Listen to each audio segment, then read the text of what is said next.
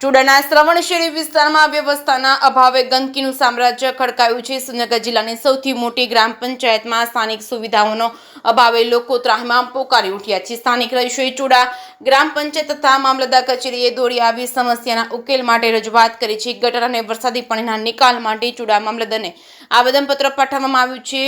ફાનસ ચોકમાં રામજી મંદિર તેમજ શિવ મંદિર, આંગણવાડી કેન્દ્ર સહિતના વિસ્તારોમાં પાણી ભરાઈ રહેવાના કારણે રોગચાળો ફાટી નીકળવાની દહેશત વ્યક્ત કરવામાં આવી છે। માથાભારે તત્વો દ્વારા પાકા પાળા બાંધીને વરસાદી પાણી અને ગટરનું પાણી અટકાવ્યું હોવાનો ઉલ્લેખ આવેદનપત્રમાં જણાવ્યો હતો।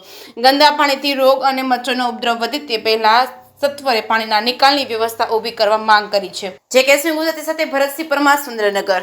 મારું નામ સુરેશભાઈ વાડોદરા, સામાજિક કાર્યકર ચુડા।